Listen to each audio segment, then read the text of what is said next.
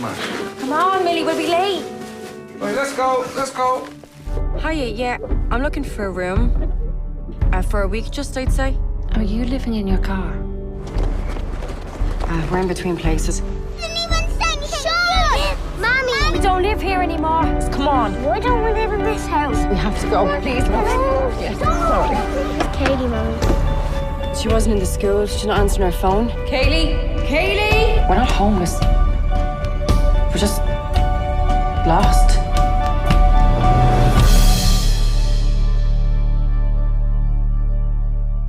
A woman named Rosie Davis is calling cheap hotels, trying to find a family room for a week. Currently, Rosie and her 4 children are forced to stay in their car. The woman has called all the places, but has been turned down everywhere. No hotel accepts the Dublin City Council credit card. Rosie hopes to get accommodation for at least a few days, but in vain. Meanwhile, the children start to misbehave. It's too cramped for them all to be in one car. A guy named John Paul finished the work in a restaurant and headed to his family. He called his wife Rosie and asked if she succeeded in finding a room. Unfortunately, Rosie couldn't please him with good news. They have nowhere to go. 13-year-old Kaylee, the eldest daughter, does her homework in the car. Rosie was unable to finish school at one time because she had a baby. Megan, Rosie's friend, who brought some washed clothes, knocked on the car's window. Rosie thanked her for her help, complaining about her situation. Megan's life is not easy either, but at least she has accommodation. Returning to the car, Rosie continues calling hotels. Finally, one of it agreed to give them accommodation for one night. Rosie couldn't believe her luck. John dozed off on the bus. Suddenly the wife called him with good news. John was upset to learn that they could only stay at the hotel for one night. John found the hotel. Other families with young children also live here. The room was cramped, but it was better than sleeping in the car. Rosie went to get her youngest son Alfie, who was playing in the hallway. A neighbor asked Rosie to keep her son quiet. People here complain about the noise. The administration will immediately evict them if something goes wrong. The family settled in the room. Turns out there isn't even any way to cook a meal here. John planned to go to the store for groceries. Alfie continued to misbehave, not knowing where to put his energy. Later, Rosie wished the children a good night, but Millie refused to sleep without her toy. John had to go to the car to find the plush rabbit. Men near the elevator looked at him strangely. At night, the husband and wife lay together, talking in whispers so as not to wake the children. Despite the difficult period in their lives, the spouses love each other very much. Rosie couldn't sleep for a long time. She feels desperate, realizing that tomorrow they will have nowhere to go again. In the morning, Rosie hurriedly packed the things. They had sandwiches for breakfast. Millie complained of feeling unwell and wanted to stay, but the mother said it was impossible as it was not their home. Millie asked why they couldn't go to their grandmother's. The mother replied that she was not very happy to see her right now. Rosie and John were in a rush. The older children will be in school during the day, and Madison will have to stay in the car all the time. John told his wife that he would be back late today. She was upset that she would have to handle the children alone and find accommodation. Kaylee was late for school again and was angry with her mother, who was not even sure they were going in the right direction. Millie continued to complain of feeling unwell. Kaylee got out of the car without closing the door. Rosie asked Alfie and Millie to go to school and promised to find a new place to stay by evening. Rosie explained the situation to the teacher, saying that the daughter's lateness was her fault. She admitted that their family had been looking for a new home for several weeks. Rosie continued to call various hotels in the hope of finding something. However, she was rejected everywhere. The younger daughter Madison looked depressed. Later, they went to a store to buy food. Rosie had no choice but to keep calling again and again. Madison said she wanted to go to the bathroom. Rosie arrived with the daughter to Megan, who was sympathetic to her situation. Suddenly, Rosie received a call from the teacher. It turned out that Millie was not feeling well. Rosie and Madison went to get the middle daughter.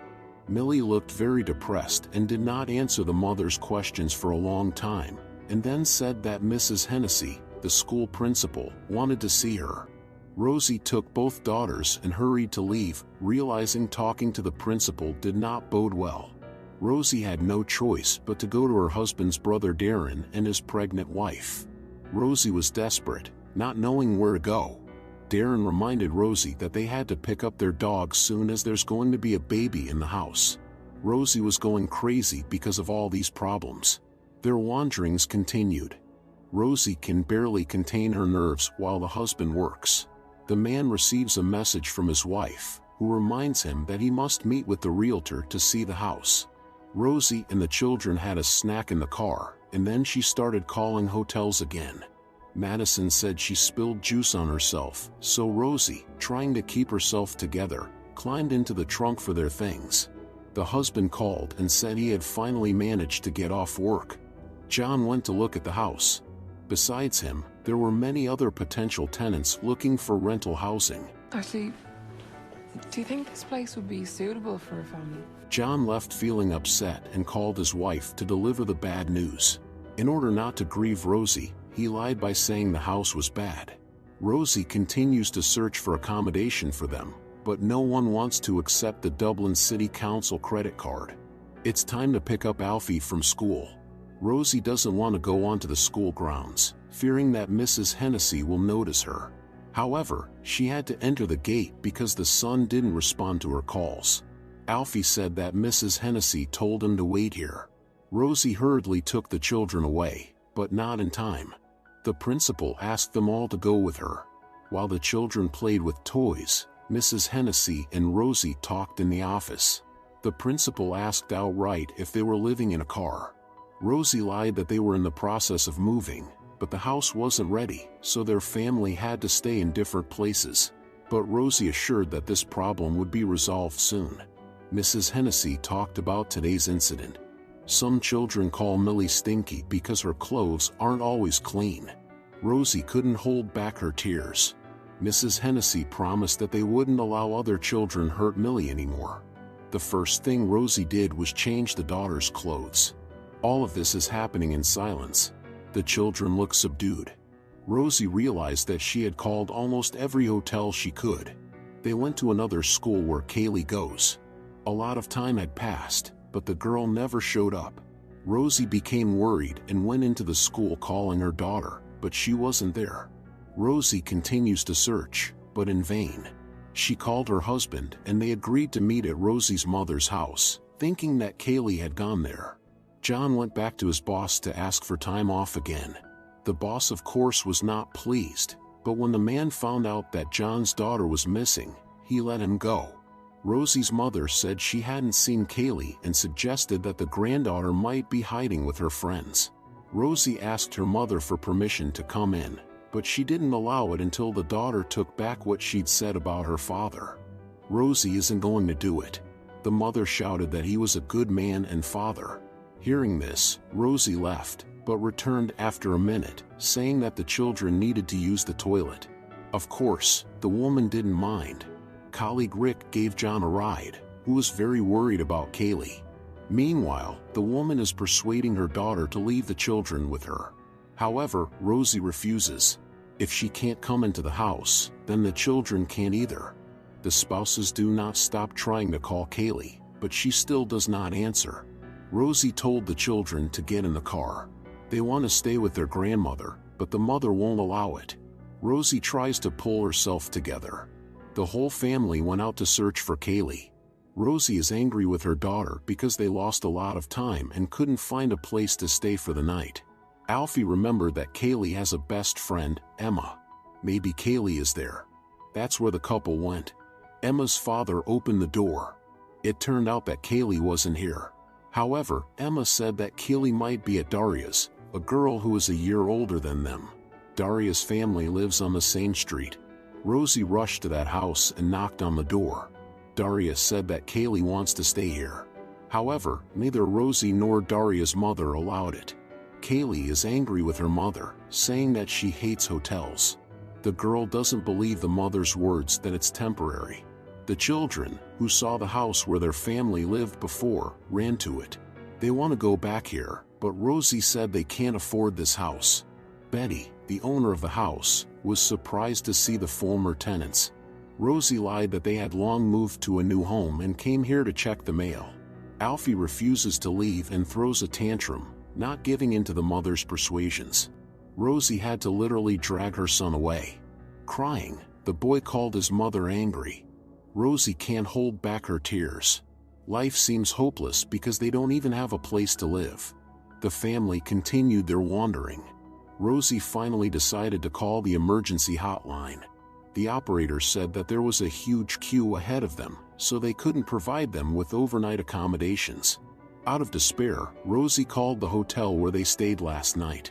But there were no available rooms there either. The children are asking for food. In addition, they haven't done their homework. The couple went shopping for groceries. Even though John works, they barely have enough money. The family is forced to have fast food for a meal. Rosie called the emergency helpline again but was refused once more. The couple got out of the car. Rosie said that the operator suggested they go to the nearest police station and stay overnight in the waiting room. Of course, they won't go there. Rosie couldn't hold back and cried. John hugged her, promising that everything would be all right. He felt guilty for not being able to take care of his family. The spouses confessed their love to each other, believing that this nightmare would soon end. The family had no choice but to go to a cafe. The kids brushed their teeth in a public restroom. Kaylee complained to her father. She couldn't live like this anymore. John said that they would definitely find a home soon. The family stayed at the cafe until closing time. The manager asked them to leave the establishment. Rosie never found the courage to tell the children they would have to spend the night in the car. She was the last to wash up. For a while, they aimlessly drove around, feeling exhausted. The family parked the car to spend the night. John told the wife he would go to his brother's, or else they wouldn't have enough space. He promised that they would find housing over the weekend. The couple hugged, and Rosie returned to the car. John told her to lock the door and left, but not to Darren. The man stayed on the street. Rosie and Kaylee held hands. Despite everything, they believed that their life